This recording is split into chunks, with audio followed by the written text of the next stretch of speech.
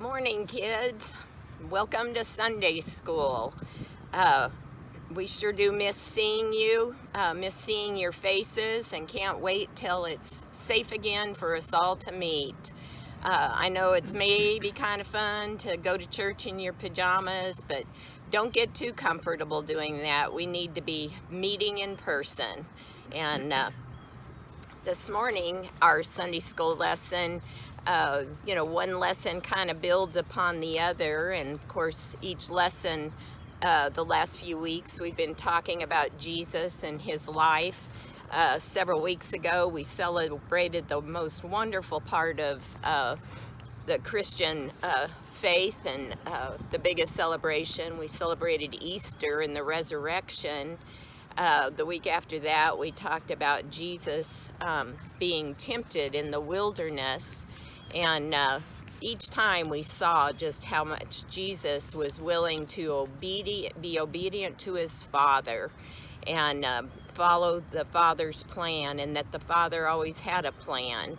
And then last week talked about John the Baptist. And John the Baptist, his job was to tell people about Jesus and encourage them to be followers of Jesus, not of him.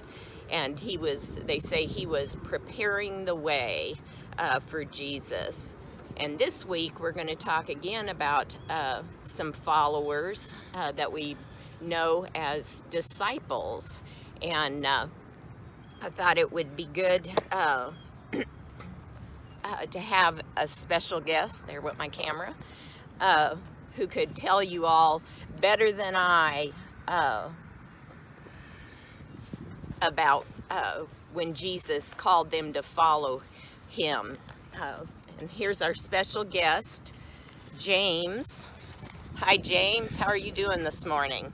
Hello, Teacher Sharon. Hi, kiddos. As Teacher Sharon said, my name is James, and I was one of the very first disciples to follow Jesus. And how that came about was I was mending nets with my brother John and my father Zebedee. After we had finished fishing on the Sea of Galilee, we were on the seashore. And I heard this very unfamiliar voice that was calling out to us saying, "Come follow me, and I will make you fishers of men." So I looked at my younger brother John and I said, "John, well, maybe we should go and hear what this man has to say." So he agreed, and so we did leave our father Zebedee, and we left to go follow him. And when we got there, I saw this man in this long white robe, and alongside of him were two other fishermen just like us. Their names were Peter and Andrew, and you've probably heard of them. Well, Peter and Andrew had also left their father, and so there we were. The four of us had left our families and our father and decided to follow along after Jesus. Had you ever heard of Jesus before? Well, I had heard there was a man who was in the places near Jerusalem who was doing wonders and miracles, and so we had didn't know what his name was, but there was reports coming to us that there was a man who was performing miracles and doing wondrous things. And so you just got up and went and followed him. We did, and it was a very difficult decision because leaving our father, our father Zebedee was he was a lover of God, and he taught us a lot of things in the scriptures, certainly about the law of Moses, told us a lot about Moses, and he was just a wonderful man, taught us how to fish and earn a living, by becoming a fisherman on the Sea of Galilee. Well, did this Jesus call anybody else to come follow him? Well, as I said, he did call, Peter and Andrew, who too were fishermen. And as we went along, there were others that came along. And did he just find some perfect people to follow him? Was it people that weren't sinners that he called? Not at all, Teacher Sharon. There were we were all sinners. For example, Matthew was a tax collector. Now, people didn't like tax collectors because what did they do? They collected taxes. Well, Matthew was one of the not so good tax collector, because not only did he collect taxes, he would take more than what they were supposed to pay, and that he would keep that money and put them in and he'd put it in his own pockets. So he was really stealing money from people who were paying taxes. And then let me tell you about John and I. Well, we certainly were sinners, and I'll tell you a little story. Let me show you this, and you'll see I'm wearing a shirt called Sons of Thunder. Well, that was a little nickname that Jesus gave John and I. And the way that came about was we were walking towards Jerusalem one day, and as we were walking, Jesus had sent a couple of the messengers ahead to go into a village that was inhabited by Samaritans. And Samaritans did not like Jewish people, and they said to the messengers that your people cannot come through our village to go to Jerusalem. Well, that report came back to John and I, and we said to Jesus, Jesus, should John and I call down lightning from heaven to consume those people? And Jesus looked at us and said, James, that is not what I came to do. I did not come to destroy men's lives. I came to save men's lives. So you see, we were not perfect at all. We were sinners like so many others. Well, and a lot of the religious leaders of the day, some of what we call the Sadducees and the Pharisees in the Bible, they were always criticizing Jesus for who he hung around with. They thought that he came for them and not for people like the tax collectors and the lowly people. But what did Jesus say to them? What was his response to them about that? Oh, well, his response was always, he even called them a name, the Pharisees, who thought they were so perfect. He called them whitewashed tombs. In other words, that they were on the outside looking perfect, but on the inside they were dead. They were dead to righteousness and to really learning to live by faith and to look for the one who would come and save them from their sins, who was Jesus. But what was the comment about the doctor? Oh, well, what he said there was that, doctors, when people are sick, they go to see a doctor to get well. He said, I did not come to see those who are well.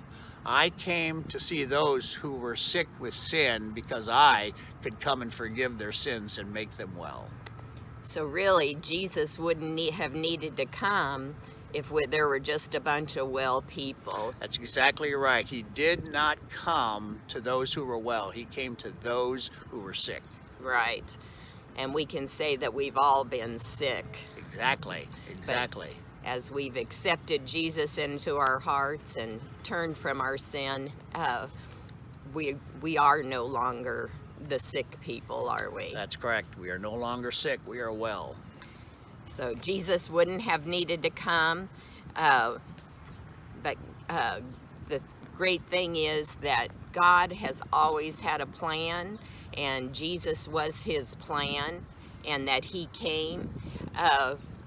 He called a lot of people, but he chose 12 of you to be his apostles. And you got to spend some special time with them, didn't you? We did. We were there with him for all 3 years of his ministry. He called, actually, there were others who followed him. In fact, there were, if I remember, there was better than 50 people, maybe more, maybe 70 of us. But we were the 12 that stuck together with him during the entire time of his 3 years in ministry. And James, do you ever regret having picked up and gone to follow him? None whatsoever. No regrets at all. I know we left our father and family, but we found life. We found wellness and forgiveness by following the greatest person who ever walked on the face of this earth, Jesus. Well, and now we're Jesus' disciples. these kids out here that we're talking to who've accepted Jesus, and even for me myself, we're Jesus's followers. And so what does he want us to do? To follow him and to do the works that he did, which is to love people and pray for people that they get well, and to accept him into their hearts, that they too would have eternal life and live with him forever in heaven. Yep, he's called us to take the good news. Yes. It's good news that we have to take to tell people about Jesus and what he's done for us. And we are very thankful to God for sending Jesus, and we just want him to help us to follow him each day, and we want him to fill us up with his spirit so that we can be obedient to the Father in the same way that he was. That's right. Thank you for joining me, James, and we had a little trouble finding the right spot, but we wanted to be kind of by a lake, since a lot of the story took place by a lake, and we thought it was pretty out. I hope you all are having a good day. I hope you're being safe. I hope you're will be a follower of Jesus today. Seek ways that you can follow him and be obedient to him. And once again, we can't wait to see you all again. Right.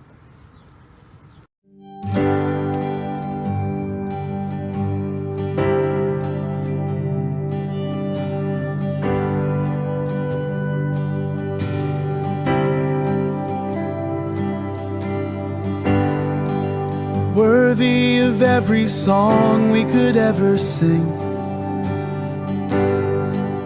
worthy of all the praise we could ever bring, worthy of every breath we could ever breathe. We live for you.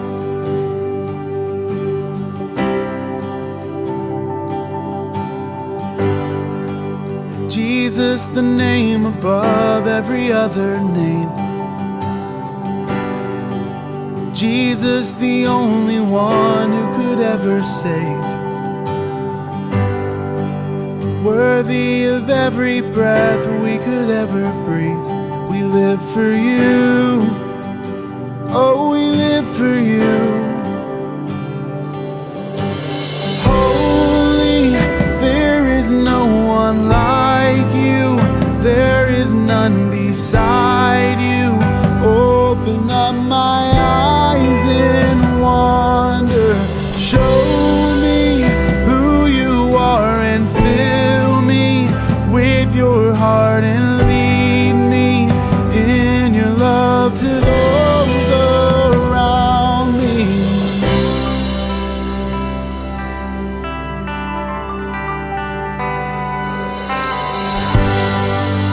Worthy of every song we could ever sing, worthy of all the praise we could ever bring, worthy of every breath we could ever breathe. We live for you. Oh, we live for you. Jesus, the name above every other name. Jesus, the only one who could ever save. Worthy of every breath we could ever breathe. We live for you. Oh, we live for you. Holy, there is no one like you. There is none beside you. Open up my eyes in wonder. Show me who you are and fill me with your heart, and lead me in your love to those around me. Holy, there is no one like you. There is none beside you. Open up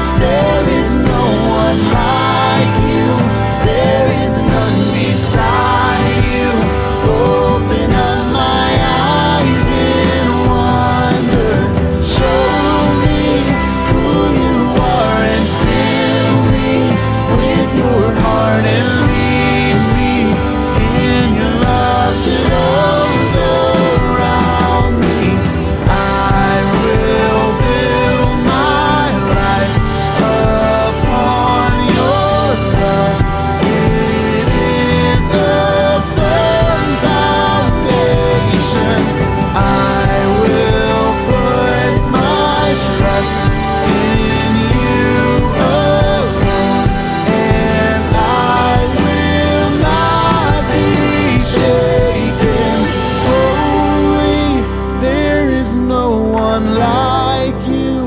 There is none beside you.